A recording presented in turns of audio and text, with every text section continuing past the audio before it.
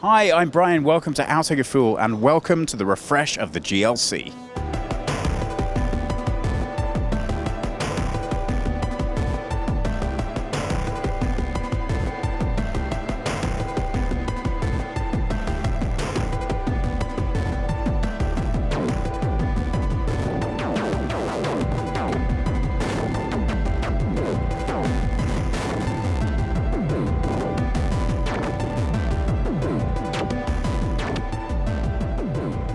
What's changed in the refresh?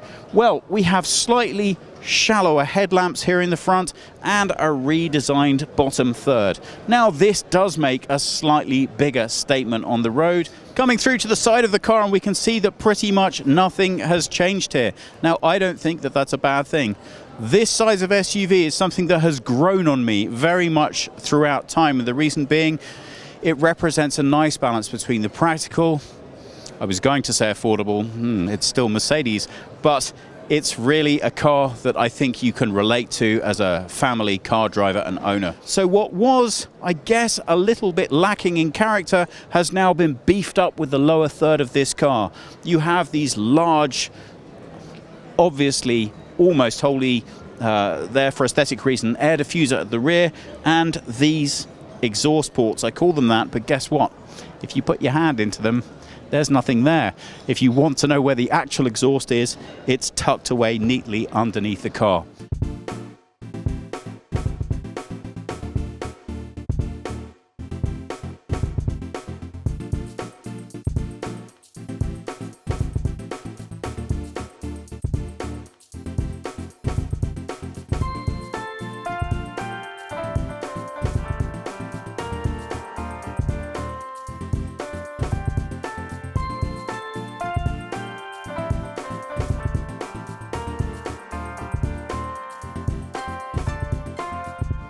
Let's take a look inside, and I think here is where there has been a lot of refinement taking place. Now, I can't stress this enough, it's always the case with Mercedes. I would say more than almost any other brand that if you don't like the way a model is finished, don't worry, there's another 400 different variants to choose from. The layout, the styling, the feel, right from the moment you open the door, it just instantly says Mercedes. And that's not something you can say of every car's design. So some tweaks and modifications have been made to the way that the layout works, but it hasn't changed the overall appeal of the finished product. Mercedes said the number one piece of feedback that they had in terms of the driver experience of this vehicle was the way that the instruments presented to the driver. I really like the way this screen has been integrated. A lot of drivers, a lot of our viewers don't like floating screens, and the quality of the screen is of course excellent. It looks and feels great, without being too much. Now, if you're not somebody who likes particularly to have physical interaction with that, don't worry, of course, the standard Mercedes-Benz touch controls that you've come to know and love over the years are still very much present, and they are still excellent in terms of how they work and how you can interact with them.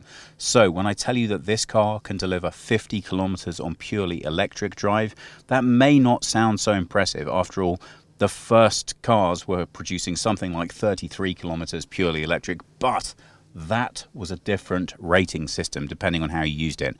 So 50 kilometers is actually a very good number, not least if you consider the majority of trips ever taken by somebody who owns a vehicle like this are well within that range. Well, you know what? It's the Burmeister grill, but finally it's smooth. So somebody was listening at some point.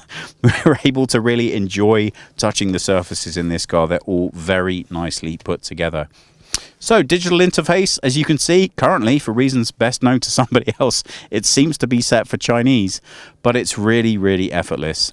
Coming back here, well, again, this is not going to be surprising for any regular users of Mercedes-Benz. I'm liking the 2 USB charge points here and a really good storage space.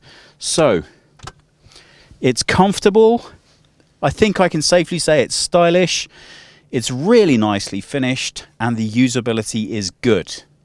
But how does it feel as a backseat passenger? Well, regular viewers will be delighted to learn that I didn't mess with the seat in the front at all, so this is a wholly realistic legroom that I'm giving you. I am 178 centimeters or 5'10" in height, but I have very, very short legs. So when I tell you that there isn't acres of room back here, I think that that's a fair comment. One way or another, the story at Geneva is all about electrification, and all of the car manufacturers are going to be spending an awful lot of time trying to convince us that they are the ones who understand what is coming more than anybody else. Well, this is the GLC hybrid, and I have to tell you, Mercedes have spent a long time talking about how they are approaching electrification coming up. There are 3 different approaches they have: mild hybrids, plug-in hybrids, and fully electric vehicles. By 2020, they say that they will not have a single vehicle in their lineup that doesn't feature at least mild hybrid, and that's significant. If you look at the growth in electric engines and how they've been applied, it's really surprising how fast that technology has been embraced. So it's good to see that coming into the mainstream. So if you look at this car here, for example, this will provide 50 kilometers of purely electric drive. You might say, well, that's not much, but it is a start. Bearing in mind when this car was launched, 33 was actually a very desirable outcome, and the rating system has changed significantly since that was introduced. So I think this is a flavor of things to come. Since we started seeing a massive influx of electric vehicles at last year's Geneva Motor Show, I made a lot of fuss about the way in which charge points were integrated into cars, sometimes better than others. I really like not only the placement of this, but also how well it's executed.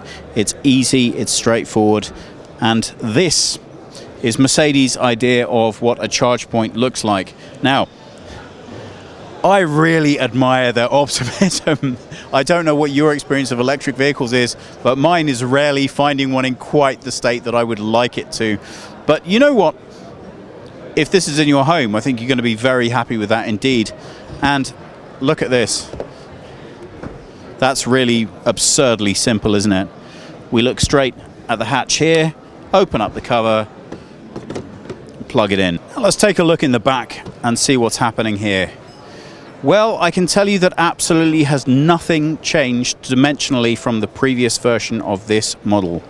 And you can see that there is plenty of storage space back here for anything you could reasonably want to put here. If you want to get a better idea of exactly how that looks, it'll take one of me, so not exactly small.